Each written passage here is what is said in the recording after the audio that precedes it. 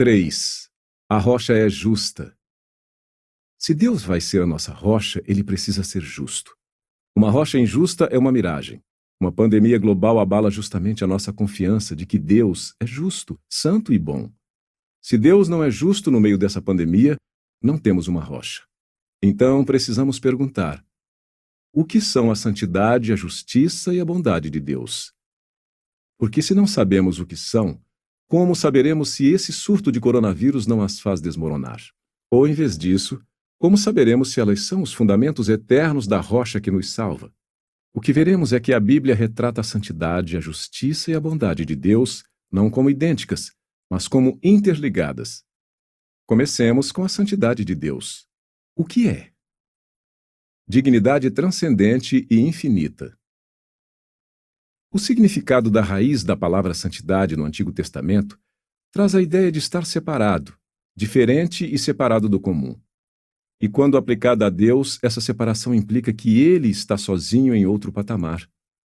Ele é como um diamante sem igual e extremamente valioso. Podemos usar a palavra transcendente para esse tipo de separação divina. Ele é tão singularmente separado que transcende toda outra realidade. Ele está acima de tudo e é mais valioso do que tudo. Quando Moisés atingiu a rocha, em vez de falar a ela da maneira que Deus ordenou, Deus o repreendeu. Vocês não confiaram em mim para honrar minha santidade à vista dos israelitas. Números 20:12, NVI. Em outras palavras, Moisés tratou Deus não como alguém excepcional e extremamente confiável, mas como apenas mais uma autoridade humana junto a outras que poderiam ser ignoradas. Ou em Isaías 8:12-13, Deus disse a Isaías: não temam aquilo que o povo teme, nem fiquem apavorados. Ao Senhor dos Exércitos, a Ele vocês devem santificar. É a Ele que devem temer, é dele que devem ter pavor. Em outras palavras, não coloque Deus no mesmo patamar que todos os seus temores e pavores comuns. Trate-o como um temor e pavor absolutamente separados e únicos, transcendentes. Portanto, a santidade de Deus é sua infinita transcendência e seu supremo valor. Ele está sozinho em outro patamar, o que significa que ele não depende de mais nada para sua existência. Ele é autoexistente. Então, ele não precisa de nada e não depende de nada. Ele é completo, perfeito. Assim, possui um valor supremo como fonte de toda a realidade e de todo o valor.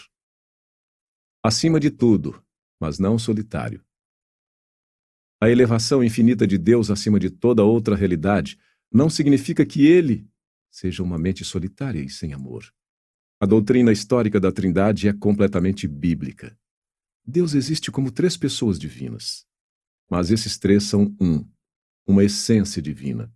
Existe um Deus, não 3. Mas esse Deus único existe em uma unidade misteriosa e verdadeira de Pai, Filho e Espírito Santo. Cada um, eterno e sem começo. Cada um verdadeiramente Deus. Portanto, a santidade, a dignidade e grandeza transcendentes de Deus não significa que ele seja solitário e sem amor em sua elevação infinita. Deus Pai conhece e ama o Filho de maneira perfeita, completa e infinita. Marcos 1:11, 9:7, Colossenses 1:13. Deus Filho conhece e ama o Pai de maneira perfeita, completa e infinita. João 14:31. O Espírito Santo é a expressão perfeita, completa e infinita do conhecimento e amor mútuos do Pai e do Filho. Por que isso é importante? Porque essa perfeita comunhão trinitária é essencial para a plenitude, perfeição e completude de Deus. É essencial à sua dignidade, beleza e grandeza transcendentes, isto é, essencial à sua santidade. A santidade está interligada à justiça. Há uma dimensão que falta nessa descrição da santidade de Deus. A Bíblia fala da santidade de Deus não apenas em termos de transcendência, mas também em termos de moralidade. Ser santo não é apenas ser separado e transcendente, mas também ser justo. Isso força uma pergunta que terá grandes implicações para a maneira como vemos o coronavírus em relação a Deus. Já que a justiça implica fazer o que é certo, e fazer o que é certo implica o cumprimento de algum padrão de retidão, qual padrão a justiça de Deus cumpre? Antes da criação não havia padrões fora de Deus. Não havia nada fora dele para ele cumprir. Antes da criação, Deus era a única realidade.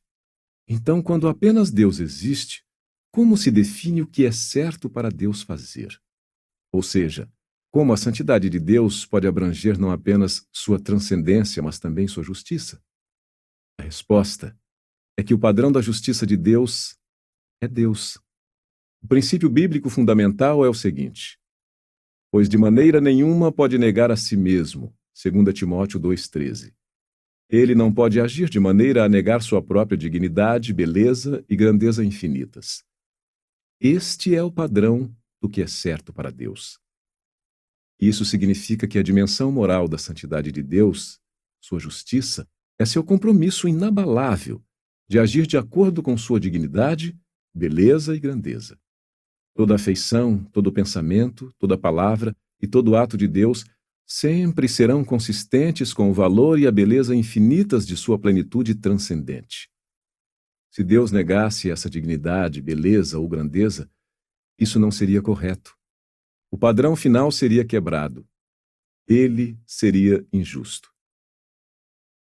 A retidão está interligada com a bondade.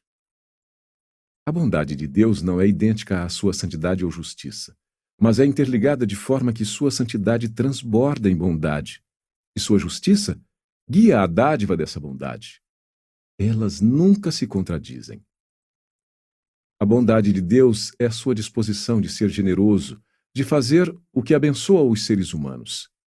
A plenitude e perfeição transcendentes de Deus, sua santidade, é como uma fonte que transborda. É por isso que ele é inclinado a ser generoso. Deus não é carente. Portanto, ele nunca explora os outros para compensar alguma deficiência em si mesmo. Em vez disso, o impulso de sua natureza é dar, não receber. Nem é servido por mãos humanas como se precisasse de alguma coisa, pois ele mesmo é quem a todos dá vida, respiração e tudo mais. Atos 17, 25. Mas sua bondade não está desconectada de justiça. Não é concebido de maneira a negar sua dignidade, beleza e grandeza infinitas. É por isso que a justiça de Deus envolve punição final, bem como bondade. Quando Deus pune aqueles que não se arrependem no inferno, ele não lhes concede sua bondade, mas ele não deixa de ser bom. Sua santidade e justiça governam a concessão de sua bondade. É por isso que sua bondade flui especialmente àqueles que o temem e que se refugiam nele. Como é grande a tua bondade que reservaste aos que te temem, da qual usas diante dos filhos dos homens para com os que em ti se refugiam. Salmos 31, 19. Essa reverência e fé não fazem alguém merecer a bondade de Deus? Pecadores finitos e totalmente dependentes não podem merecer nada de Deus. A bondade de Deus para com pecadores é sempre livre e imerecida. Por que então Deus é propenso a mostrar sua bondade abundante àqueles que o temem e que nele se refugiam? É porque tal reverência e fé demonstram a dignidade, beleza e grandeza de Deus, Romanos 4, 20. E, portanto, a justiça de Deus o inclina a afirmar tais atitudes que honram a Deus. E sobre o coronavírus? No próximo capítulo, passaremos à sabedoria de Deus que tudo sabe e tudo governa sobre todas as coisas. Mas o que vimos aqui nos impedirá de concluir que a mão de Deus sobre o coronavírus desabone sua santidade, retidão ou bondade. Não seremos tão ingênuos a ponto de equiparar o sofrimento humano à injustiça divina, ou concluir que Deus deixou de ser santo ou bom ao governar seu mundo. Todos nós somos pecadores, sem exceção. Todos nós trocamos a glória da dignidade, beleza e grandeza de Deus por coisas que apreciamos mais. Romanos 1, 23, 3, 23. Isso é uma desonra vergonhosa a Deus, quer reconheçamos ou não. Portanto, merecemos ser punidos.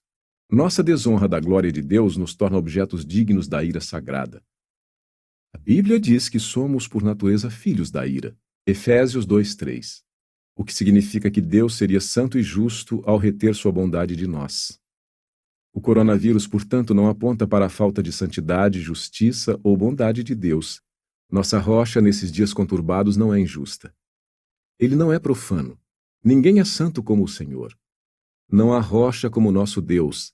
1 Samuel 2:2. Nossa rocha não é uma miragem.